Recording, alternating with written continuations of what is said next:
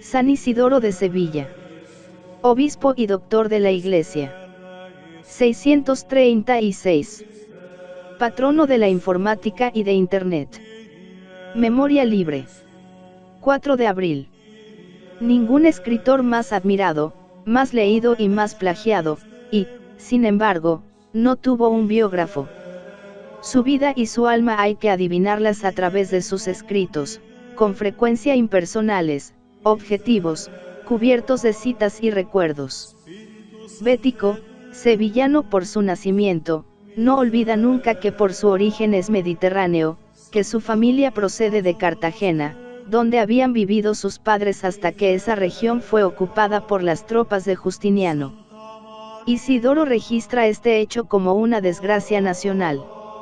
En España, dice fríamente al recordarle en su crónica, irrumpe el soldado romano. En otra parte, después de señalar los esfuerzos de Atanagildo para expulsar a los invasores, añade, nosotros seguimos luchando todavía contra ellos. Muchas veces han sufrido la derrota, y ahora los vemos agotados y deshechos.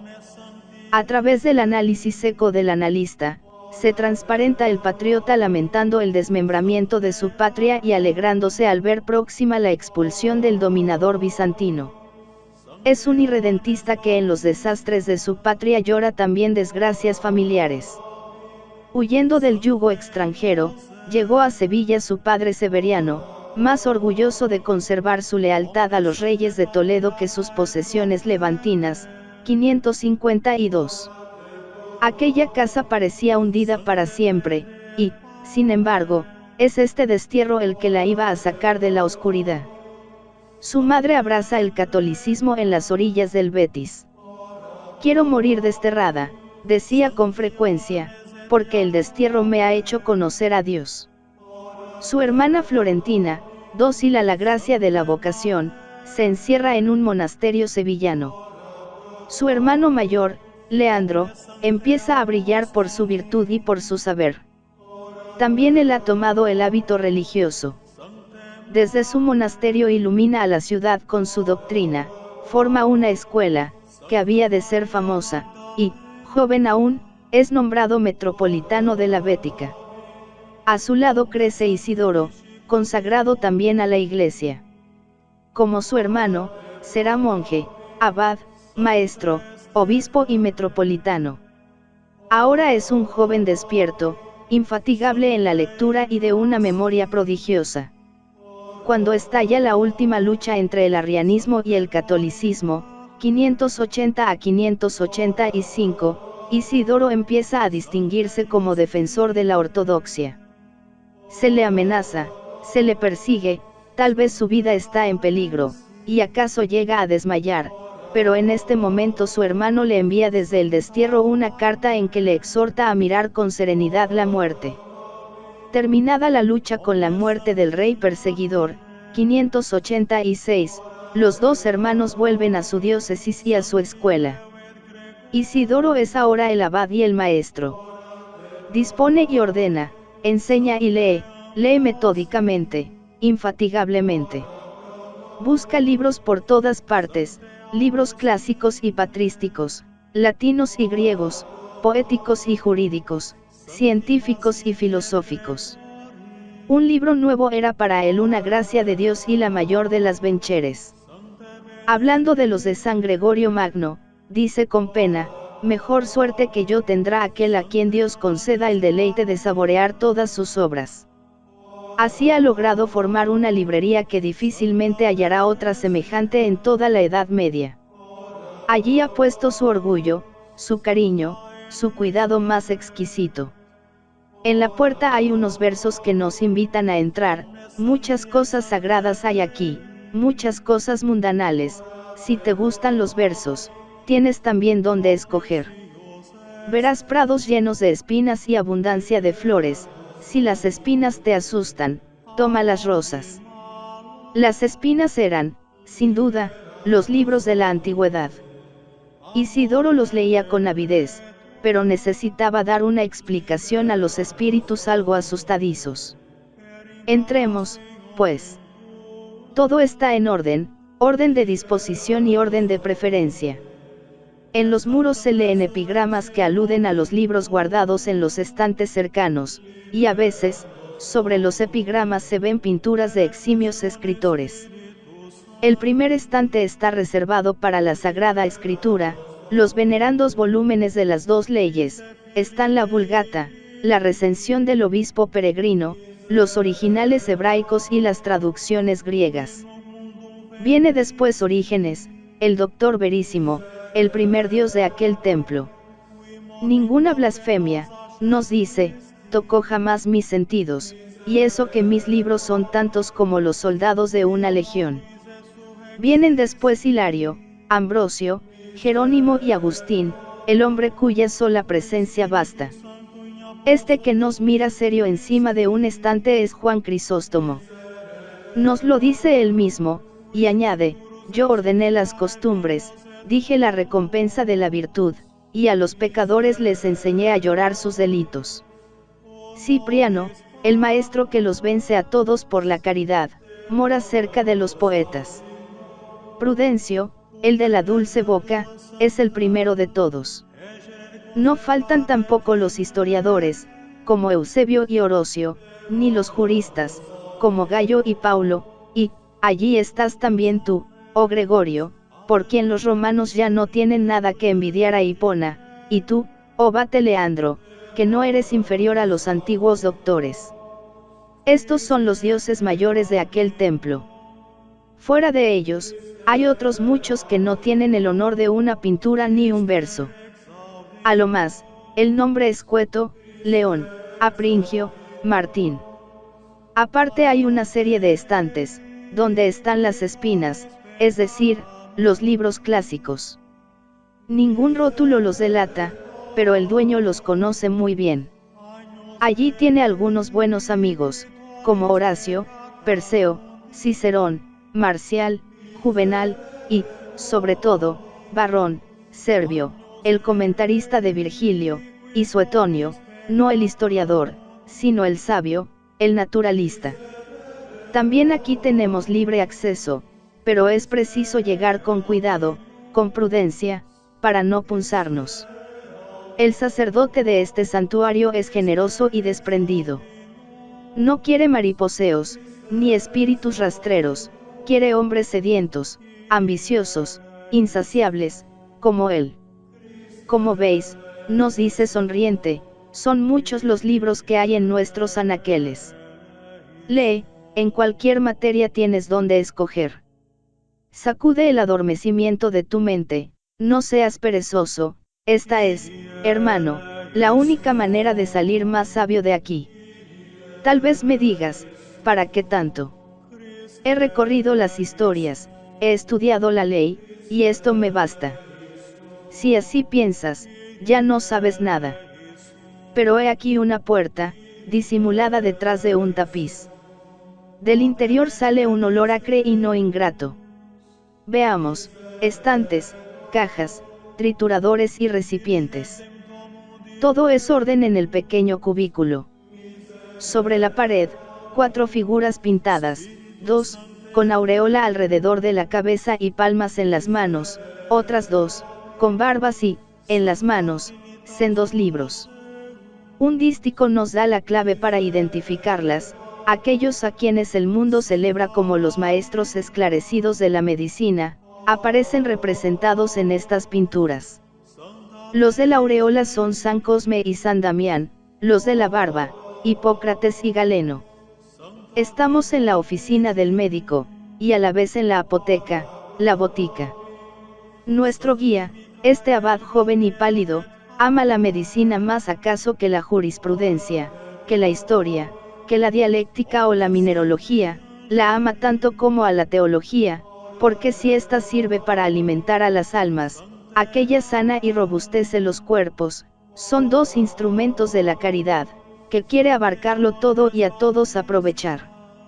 Tanto como el olorcillo confuso de la menta, el anís, el saúco, la artemisa y la genciana, lo que aquí se respira es el hálito de la caridad.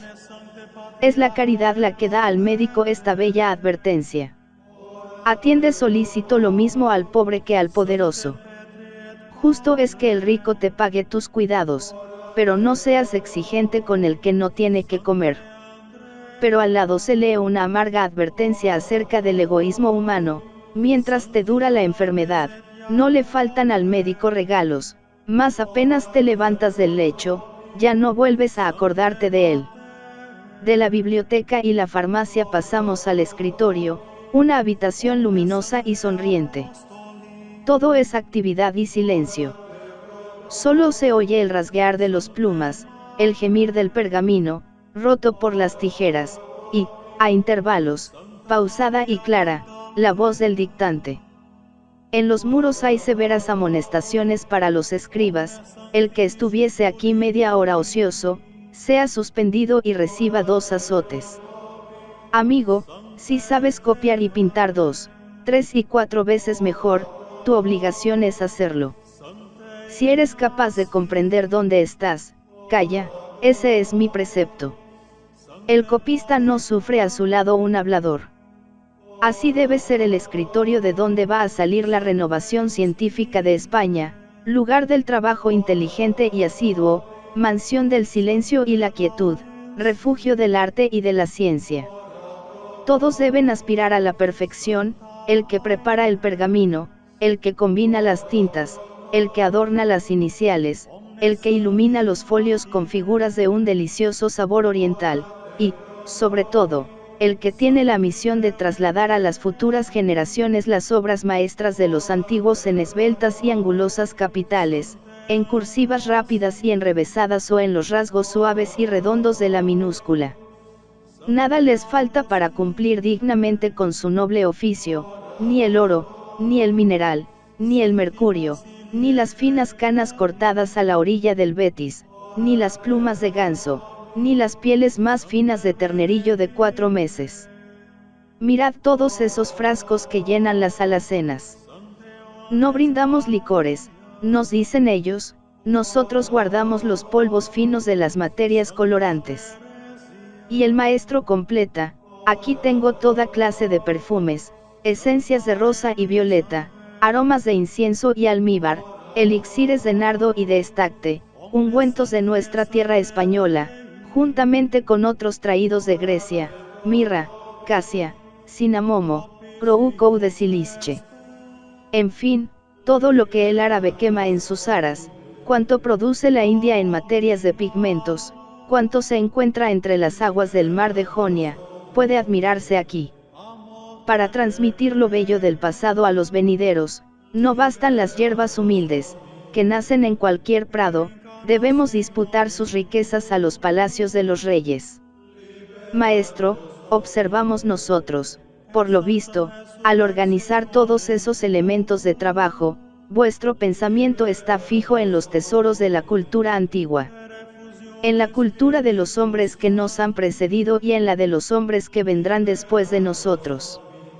Desgraciadamente, hoy ya no sabemos tanto como en tiempo de Suetonio y de Agustín. No en vano han pasado 2 siglos de invasiones y saqueos. Ahora los germanos empiezan a civilizarse, a envidiarnos nuestra lengua y nuestra erudición latina.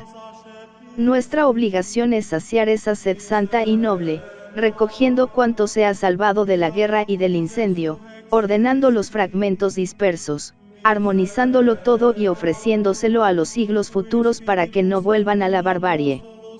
Así debía de hablar Isidoro a Braulio de Zaragoza cuando le enseñaba las salas donde había instalado su librería, su farmacia, su escritorio y su pigmentario. Recoger, ordenar, unificar, transmitir, he aquí resumido en 4 palabras el ideal de toda existencia. La tarea ha empezado ya. Volvamos al escritorio. Un monje dicta, una docena de monjes copia. ¿Qué copian? Una nueva edición, una recensión nueva de la Biblia. El texto de la Vulgata Jeronimiana se iba adulterando de tal modo, que las iglesias no podían ponerse de acuerdo.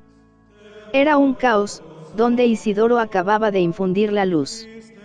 Ha recogido los antiguos manuscritos, ha estudiado, ha comparado, ha eliminado, y así ha logrado un texto bíblico casi perfecto, que se extenderá por toda España y correrá luego por toda la cristiandad.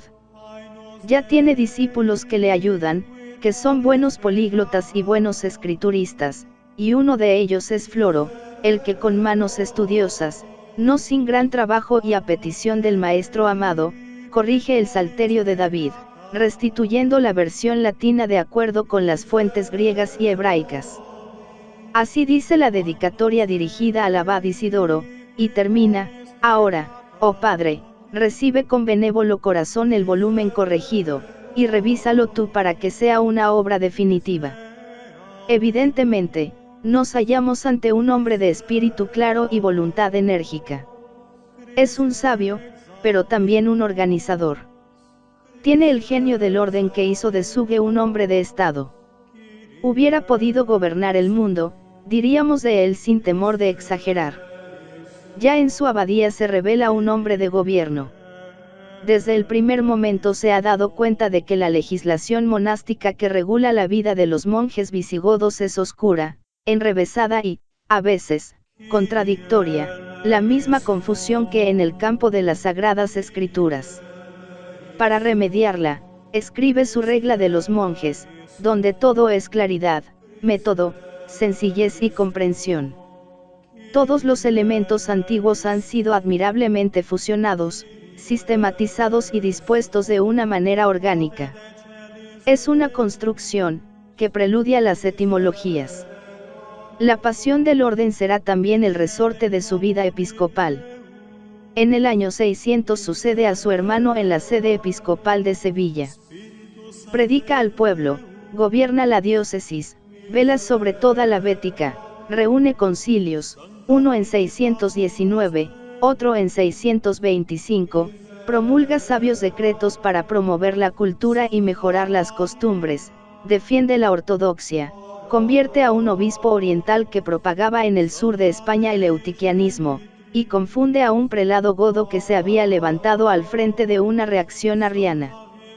Su acción llega hasta Toledo, y desde allí a todas las provincias de España.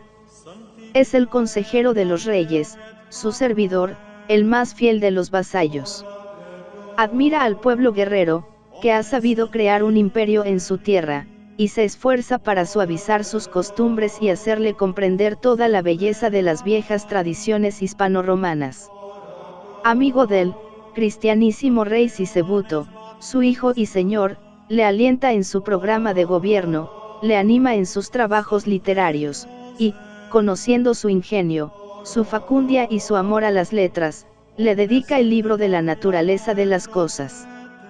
Esta política se inspira en el más puro y ardiente patriotismo. Se siente orgulloso de ser español, de vivir en la era de los reyes de Toledo, de pertenecer a la iglesia de los grandes concilios toledanos. Su crónica de los reyes godos, vándalos y suevos empieza con un canto a España lleno de emoción y lirismo. De todas las tierras que hay desde el océano a la India, tú eres la más hermosa, oh Hispania sagrada, madre, siempre feliz, de príncipes y de pueblos. Tú eres la gloria y el ornamento del orbe, la reina de las provincias, la parte más ilustre de la tierra, la que fue amada por el poderío de la gente goda, que alzó en ella un imperio glorioso por la majestad real y el brillo de las riquezas. Aquel hombre, enamorado de la unidad, se sentía nacionalista al ver a su patria gozosa de su unidad política y religiosa. Él también trabaja por la centralización de los poderes civiles y religiosos, asqueado, sin duda, de la anarquía en que se había vivido durante 2 siglos. Favorece el acrecentamiento de las atribuciones de los metropolitanos de Toledo, y trabaja en acentuar la tendencia a la formación de una iglesia nacional, iniciada ya en el Tercer Concilio Toledano. Su ideal empieza a realizarse en el Cuarto Concilio de Toledo, que, inspirado y presidido por él, nos refleja, al mismo tiempo que sus ideas teológicas, sus planes bien definidos de reforma religiosa. Es en diciembre del año 633. Isidoro, casi octogenario, ha llegado a la cumbre de su fama de ciencia y santidad. Los 70 obispos reunidos en torno suyo se inclinan delante de su figura venerable y su saber prodigioso. Casi no hay discusión en la asamblea, él propone los decretos, sus colegas asienten. Todos llevan el sello de su talento preciso, claro, pragmatista y organizador. La disposición de las materias es también de una lógica irreprochable. Ante todo, el símbolo de la fe que ha de ser como la columna de luz del catolicismo español, después, la organización general de la Iglesia, y como consecuencia natural, la ordenación de la oración pública y los oficios divinos, siguen las disposiciones acerca de la parte material de las basílicas y los estatutos que han de regular la vida de los clérigos. Hay una veintena de cánones para fijar la situación de los siervos y los judíos, y viene, finalmente, la reglamentación de las relaciones entre la Iglesia y el Estado. Una idea común inspira toda esta legislación, es la idea de unidad. Todas las ciudades episcopales deben tener una universidad, un seminario semejante al de Sevilla, todos los clérigos deben usar la misma tonsura, todos los templos deben tener los mismos rezos y la misma manera de administrar los sacramentos, todas las iglesias deben someterse a la misma ley, toda la nación debe regirse por la misma colección canónica, la hispana, que Isidoro acaba de redactar y promulgar, todos los obispos deben acatar la autoridad del Concilio Nacional.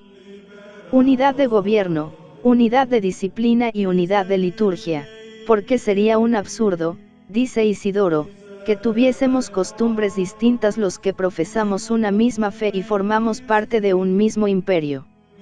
Hay una excepción, sin embargo, a este principio general. Isidoro se resigna a ella, aunque no sin vacilaciones. Vive en un ambiente nacionalista, y lo favorece con toda su alma. El nacionalismo trae la persecución de los judíos, y en esto Isidoro ya no está con sus contemporáneos, ni siquiera con su amigo el rey Sisebuto, que había querido convertirlos a la fuerza. En su historia, Isidoro condena su conducta. Tuvo celo, dice, pero no según la prudencia. En el Concilio IV de Toledo, delante de la corte y del episcopado, se atrevió a oponerse a la corriente antisemita, contentándose con dificultar la influencia perniciosa de los judíos. Se les ha de atraer, dice, pero no con la espada, sino con el raciocinio, y poniendo en práctica este principio, publica sus 2 libros contra los judíos, que, en el optimismo de su caridad, había creído más eficaces que las torturas de Sisebuto. El sabio, entretanto, no había olvidado sus planes de su escuela. Leía, escribía y enseñaba con el ardor de sus años juveniles. Su ciencia y su elocuencia reúnen en torno suyo lo más granado de la juventud estudiosa de toda España. Todo en él cautivaba y deleitaba, su virtud, su bondad, su lenguaje y su saber. Ildefonso de Toledo, el más famoso de sus discípulos, hace de él este elogio: era un hombre extraordinario, tanto por su belleza varonil como por su inteligencia, su manera de hablar tenía tal gracia, tal facilidad y un hechizo tan profundo, que causaba estupefacción a cuantos le escuchaban, y aunque repitiese las mismas cosas, nunca nos cansábamos de oírle. Además de fácil, su palabra era densa, y siempre en armonía con la condición de los oyentes. Tenía una abundancia admirable de expresión, dice otro contemporáneo, Braulio de Zaragoza: este hombre, dotado de una elocuencia maravillosa, sabía amoldarse al alcance de todos, de los sabios lo mismo que de los ignorantes. Su enseñanza era una entrega de sí mismo, en su voz, lo mismo que en su pluma, solo hay un anhelo, ser útil a los demás, haciendo fructificar aquel germen de sabiduría que providencialmente había arraigado en el fondo de su ser. Fue la suya una ciencia provechosa para los demás, y al mismo tiempo, limpia de orgullo, completamente impersonal. Todos sus libros se los arranca la necesidad de sus discípulos o la exigencia de sus contemporáneos. Comenta rápidamente casi todos los libros de la Biblia, en beneficio del pueblo cristiano, publica su obra Los oficios eclesiásticos, para poner en manos del clérigo un manual litúrgico indispensable. Escribe los 3 libros de las sentencias, que pueden considerarse como la primera suma teológica, para que sirviese de libro de texto a los estudiantes de teología en las escuelas episcopales. Redacta su obra de la diferencia de la propiedad de las palabras, como complemento al estudio de la gramática y la retórica, y sus obras históricas la crónica, la historia de los reyes de España y el libro de los varones eclesiásticos, no tienen otro objeto que satisfacer la sed de conocimientos que él había despertado entre sus compatriotas.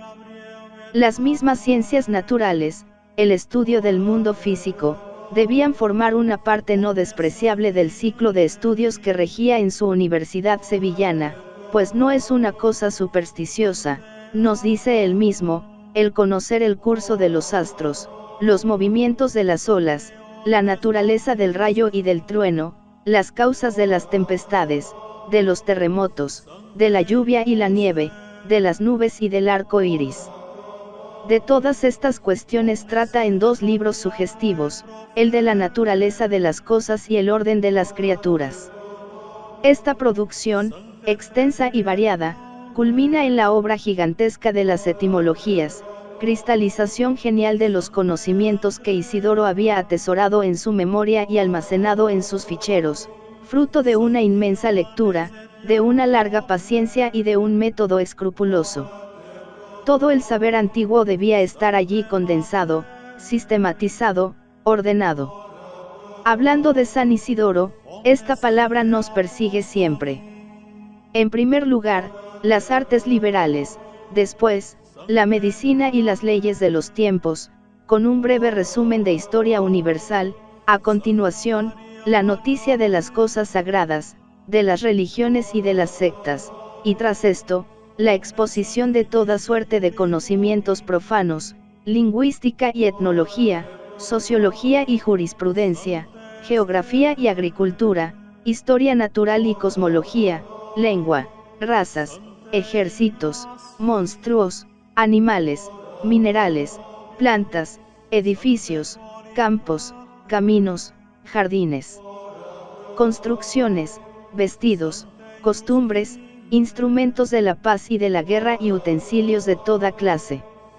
Era una verdadera enciclopedia, cuyo elemento original estaba en la concepción y en el espíritu amplio con que Isidoro supo amalgamar la ciencia pagana con la tradición científica de los santos padres. Para él, todos aquellos conocimientos debían tener valor de edificación, todos podían ser una ayuda para bien vivir, con tal que se hiciese de ellos mejor uso que los paganos. Tal fue la impresión que hizo en toda España el plan grandioso de esta obra, que los intelectuales se apresuraron a arrancársela de las manos al autor. Ya en 620, el rey Sisebuto logró que Isidoro le enviase una copia de lo que hasta entonces llevaba compuesto. Se hizo con todo secreto, pues el autor no se decidía nunca a dar por terminada su obra.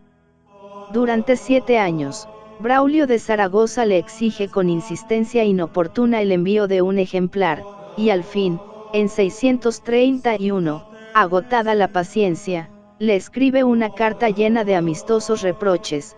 En adelante, le dice, mis ruegos se convertirán en injurias, mis palabras en gritos, y no te dejaré en paz hasta que abras la mano y des a la familia de Dios ese pan de vida que ella exige de ti. Isidoro cede, y entrega los borrones a su amigo, encargándole de dar la última mano. Era el año 632. En medio de sus abrumadoras tareas de metropolitano y de maestro, de escritor y de obispo, de consejero de reyes y director de concilios, de organizador del reino y de la iglesia, Isidoro parecía sentir constantemente la nostalgia del retiro monacal. ¡Ay, pobre de mí!, exclama en el tercer libro de las sentencias, pues me veo atado por muchos lazos que me es imposible romper. Si continúo al frente del gobierno eclesiástico, el recuerdo de mis pecados me aterra, y si me retiro de los negocios mundanos, tiemblo más todavía, pensando en el crimen del que abandona la grey de Cristo.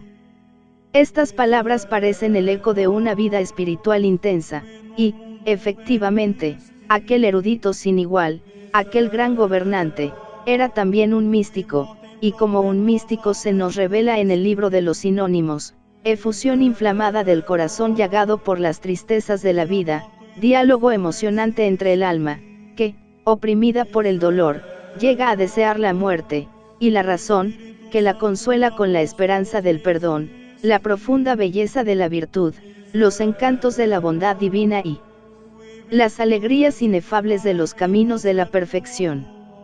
Alternativamente oímos el lenguaje de la humildad más profunda y del amor más puro. La humildad y el amor fueron también los dulces compañeros en su última hora.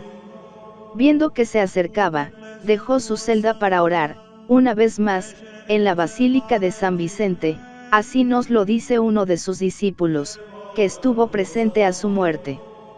Durante los 6 últimos meses, los pobres habían pasado delante de él en una procesión continua, ahora les distribuyó cuanto le quedaba.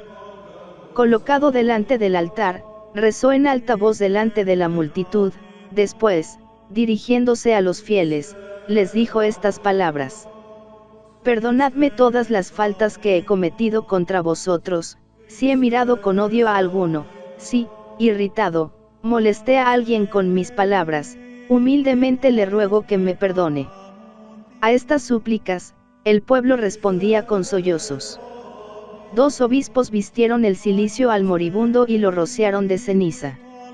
Indulgencia, gemía Isidoro, y sus manos se dirigían al cielo empujadas por su anhelo heroico de descanso y de luz.